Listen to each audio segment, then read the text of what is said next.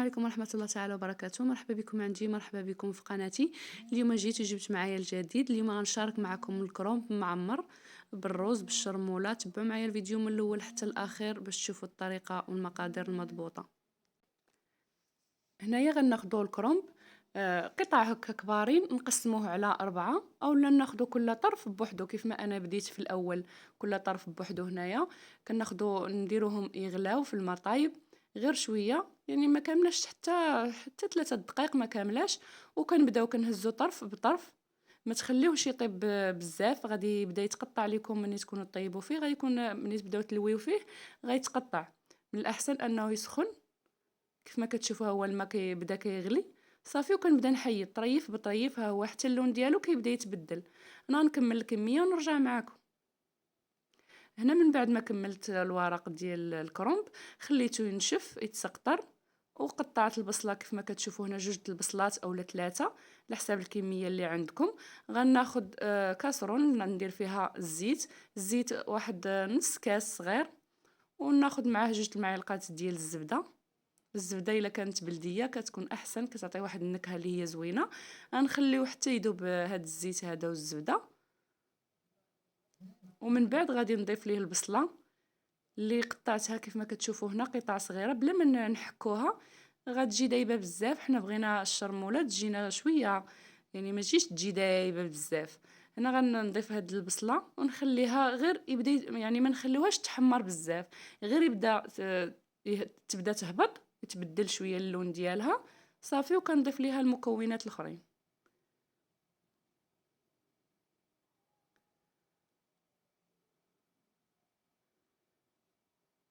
هانتوما كما شفتوا البصله يلاه بدات كتدبل، وغادي نضيف ليها 2 المعالق ديال الصلصه ديال المطيشه. الكميه هنا اللي غندير انا مع ديال الروز هي نص كيلو، يعني هي الكميه القليله. نضيف 2 المعالق ديال الصلصه، نخلطهم شويه،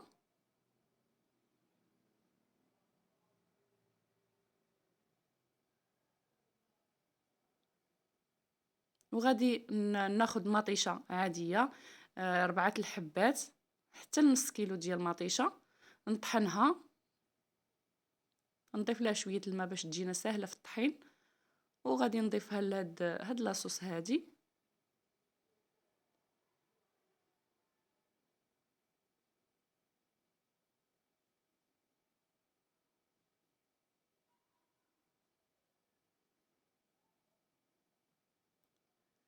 نضيفوها لاصوص وكنخليوها حتى كتبدا كتغلي. عاد غنضيف ليها ان شاء الله التوابل.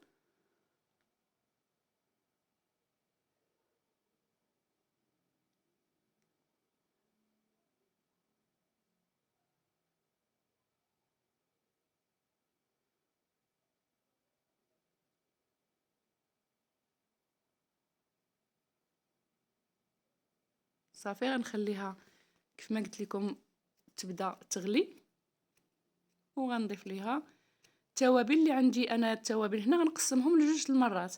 غنضيف هنا التوابل لاصوص ديال المطيشه وهي كطيب، وغنخلي كميه نفس التوابل غنخليها حتى الاخر، حتى نبغي نضيف الروز عاد نضيف الكميه ديال التوابل اللي باقا.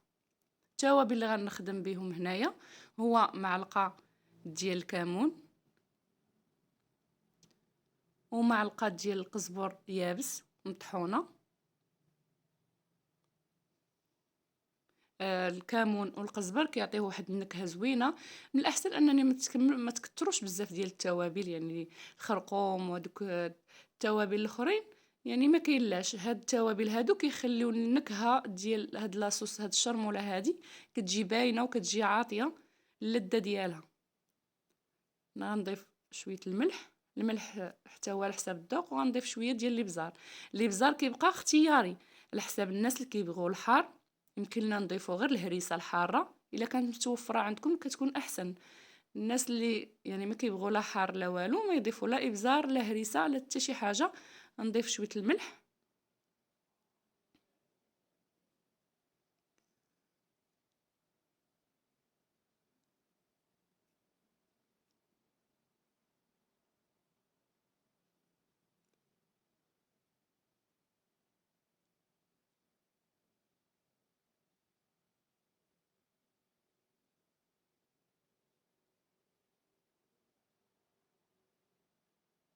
الملحة حتى هي كتبقى على حساب الذوق.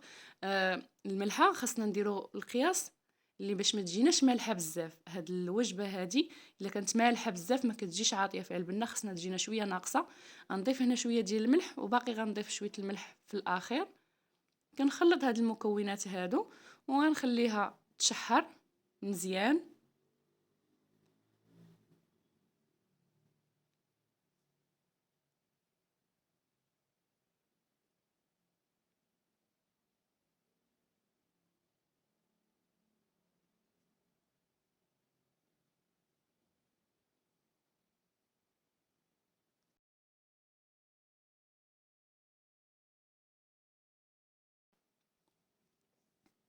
من بعد ما تشحرات، بدات كتشحر الشرموله، غنضيف ليها معلقه ديال سنيده باش كتجينا هاد الشرموله هادي معلكه، كتجي فيها المذاق ديال الحلاوه والمذاق ديال الملحه، كتجي زوينه. غنخليها حتى الاخر وغنشارك معكم كيفاش الشكل ديالها كيفاش تخليوها.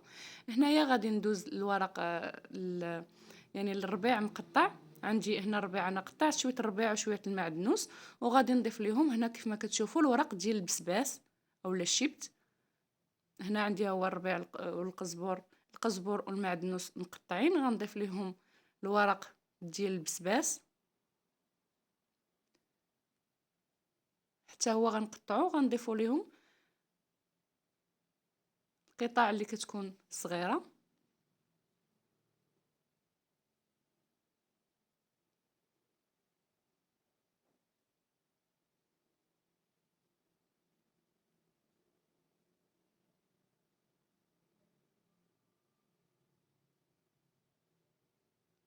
انا غنطحنو ونرجع معاكم. هنا كناخدو شي بانيو ولا كاسرول اللي كتكون كبيره باش نخلطو فيها. نتوما شوفوا لاصوص ديال المطيشه حتى عقدات وكتبقى غير ديك الزويته هي اللي كتبقى الفوق، كيتحيد من هذاك الماء كامل. هانتوما شوفوا كيفاش كتجي عاقده وكتجي خاتره وفيها واحد الريحه زوينه ديال الكمون وديال القزبر. ريحتهم الصراحه ريحه اللي هي زوينه بزاف.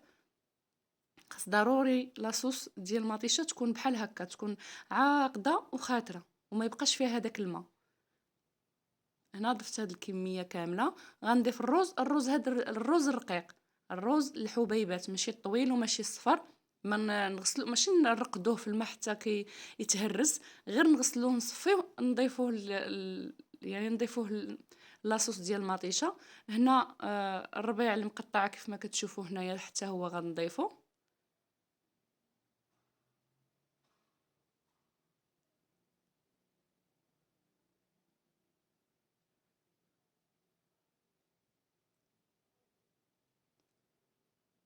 وغادي نضيف هنايا البصله، خليت واحد شويه ديال البصله مقطعه اولا نحكوها باش كتجي عاطيه واحد النكهه. هكا البصله خضراء كتعطي واحد النكهه في الاخر، كتعطي واحد النكهه مختلفه وزوينه. غنخلط هاد المكونات وغادي نضيف ليهم التوابل اللي قلت لكم خصني نضيفهم في الاخير. غنضيف معلقه ديال الكمون صغيره، ونضيف شويه ديال القزبر يابس، ونضيف شويه ديال الملح.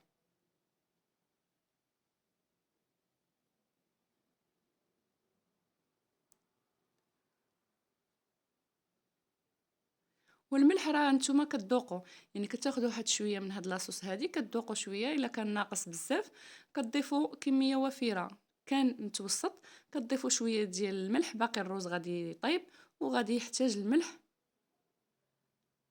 صافي غنخلط هاد الحشوه هادي وغنضيف لها شويه ديال الزيت في الاخر. غنضيف لها شويه ديال الزيت، زيت عاديه ولا زيت اي زيت كتخدموا به كطيبوا به. صافي غنضيف الزيت. وهذه هي الحشوه ديال الكرنب معمر كيف ما كتشوفوا. ان شاء الله مره اخرى غادي نجربها معكم، نضيف ليها الكفته او اللحم المفروم. غنضيفوا لهاد لاصوص هادي لهاد العماره وغنشاركوا معكم ان شاء الله. صافي هي هذه الحشوه. هنا غناخذوا الطنجره اللي غادي نستفوا فيها هاد الكرنب. هنا دوك الطروفه اللي شاطوا ليا من الكرنب، دوك الطروفه القاصحين والوراق ديال الشيب هما كيف ما كتشوفوا اللي كيكونوا دوك الجدوره القاصحين ها هما. غنستفهم في التحت باش من نخليوها تنشف لا تحرق لينا شويه لتحت، يعني ما غيتحرقش لينا الملفوف، غيتحرق لينا غير هاد الجذوره هادو اللي درت انا في القاع ديال الطنجره. هنا كناخذ ورق الكرنب كيف ما كتشوفوا هنا قطعته مربعات صغيره اولا مستطيلات. العبار كيبقى اختياري كل واحد، وكيبقى العبار على حساب الذوق ديالو. يمكننا نعملو يعني حتى العبارات مختلفين ماشي مشكل الا كنا غنوجدو هكا غير لريوسنا ولوليداتنا. ملي كتكون وجبه اللي غنوجدوها للضياف هي اللي خصنا يكون عندنا داكشي مضبوط. كيف ما تشوفوا نحاولوا اننا نكرفوا هاد الدوره هذه، راه هي المهمه، مهمه بزاف انكم تكرفوا هاد الملفوف هذا.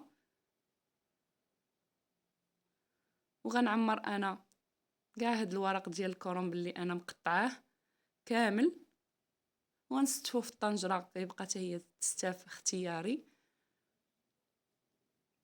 القياس ما نحاولوا اننا ما نعمروش بزاف باش ما غيزيد الروز يطيب. مني تنفخ الروز باش ما يتفتحش لينا هاد الورق هذا، ما يتفتحش لينا. نحاولوا اننا نكرفو كيف ما كتشوفوا.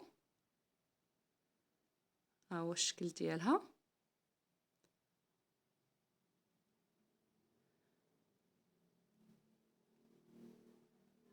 غنعاود نعمر معكم واحده اخرى.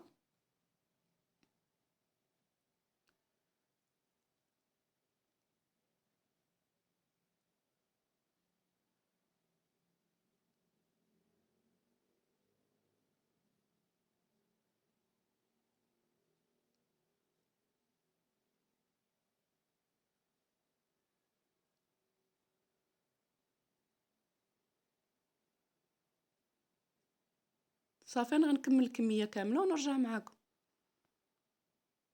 هنا من بعد ما عمرت الورق ديال الكرنب اللي عندي كامل، شاطت ليا هاد الكميه ديال الحشوه، غادي نخليها هكا في المجمد باش نستعملها مره اخرى. هذه طريقه الاحتفاظ بها، اننا نخلوها في المجمد هكا مفرقه، الحشوه بوحدها والورق ديال الكرنب بوحدو الى احتاجيتهم مره اخرى. هنا من بعد ما ستفت ورق الكرنب كامل كيف ما كتشوفوا، ضفت ليه ريوسه ديال الثومه. هنا عندكم مرق ديال اللحم اولا ديال الدجاج ضيفوه، ما عندكمش كتاخذوا كنور اولا ضامه ديال البنه كتخويو عليها الماء طايب وكتخويوها هنا في الطنجره. حاولوا ان المرق كي الله يوصل الكرنب نغطيوه هكا بطبسيل يكون ثقيل ويكون كيصبر الحراره حتى كتطلع فيه الغليه الاولى، عاد نحيدو الطبسيل ونخليو الكماله طيب. هنا من بعد ما طاب الكرنب ديالنا كيف ما كتشوفوا، ضفت ليه واحد الكاس ديال العصير الحامض، عفوا ماشي كاس، نص كاس على حساب الكميه عندي قليله باش كيجينا محمض ويجينا لذيذ وزوين كيف ما كتشوفوا هنايا.